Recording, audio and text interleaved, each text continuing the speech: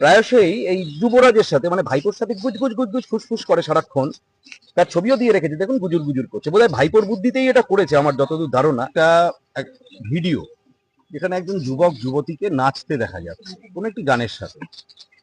তো সে নাচতেই পারে, সেটা নিয়ে আমাদের কোনো বক্তব্য নেই। কে নাচবে কে নাচবে না, কে কার সাথে নাচবে সেটা তার ব্যক্তিগত বিষয়বস্তু, তার সেটা নিয়ে আমাদের বলার কিছু নেই। কিন্তু তৃণমূল কংগ্রেসের যাকে আমরা স্পোক্স পার্সন বলে চিনি, রিজু দত্ত, তিনি তার অফিসিয়াল হ্যান্ডেল থেকে, এই হচ্ছে রিজু দত্ত, শ্রী রিজু দত্তের অফিসিয়াল ফেসবুক প্রোফাইল।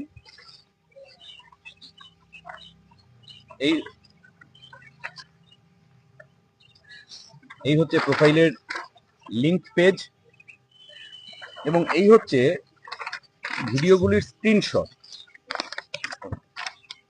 এই হচ্ছে ভিডিওটার বিভিন্ন সময়ের স্ক্রিনশট। দেখতে পাচ্ছেন আপনারা, দুজন যুবক যুবতীর ছবি দেখা যাচ্ছে এবং তাতে লিখছে দমদম বিধানসভার বিজেপি প্রার্থী, রঙিন বিজেপি প্রার্থী অরিজিৎ বক্সী।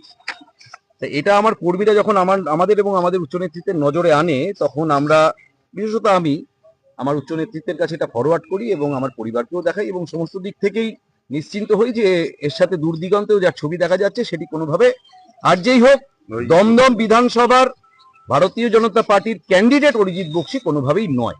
এটা নিয়ে কোনো সন্দেহের অবকাশ নেই।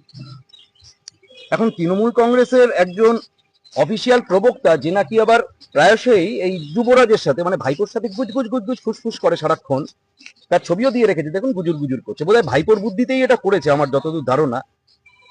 তার অফিসিয়াল পেজ থেকে যখন এই ধরনের মিথ্যা, নিন্দনীয়, বিকৃত মানসিকতার পরিচায়ক এই ধরনের পোস্ট হয়, সেটা শুধু যে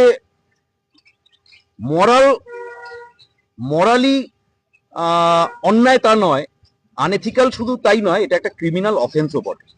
কারণ নির্বাচন ঘোষণা হয়ে গেছে, আমি অরিজিৎ বক্সী একটা ন্যাশনাল পার্টির দমদম বিধানসভার ক্যান্ডিডেট। আমার নামে এই ধরনের চরিত্র হানিকর, অমর্যাদাকর, ইমমরাল, ইনডিসেন্ট এই ধরনের পোস্ট করা নাম দিয়ে, এটা মডেল কোড অফ কন্ডাক্টের বিরোধী এবং ক্রিমিনাল আইনের পিউনিটিভ অ্যাকশন ইনভাইট করে। তো আমরা দমদম থানাকে আজকে লিখিতভাবে পুরো বিষয়বস্তুটা জানিয়ে এই রিজু দত্তের প্রোফাইল পিকচার লিঙ্ক সহ সমস্ত ডিটেলস এবং ভিডিওটির বিভিন্ন স্ক্রিনশট আমরা তাদের কাছে জমা করেছি এবং দাবি জানিয়েছি যে 24 ঘন্টার মধ্যে এর উপর অ্যাকশন যদি নিতে হবে এবং যদি উপযুক্ত অ্যাকশন আমরা না দেখতে পাই, ইলেকশন চলছে, সমস্ত অ্যাডমিনিস্ট্রেশন, প্রশাসন ইলেকশন কমিশনের আওতাধীন, দমদম থানা যদি উপযুক্ত পদক্ষেপ না নেয়, তখন আরো তার উচ্চ কর্তৃত্ব রয়েছে, সেখানকার দরজাও আমাদের জন্য খোলা রয়েছে, আমরা সেদিকে এগোবো। তখন আন্দোলনে কি যাবেন আপনারা?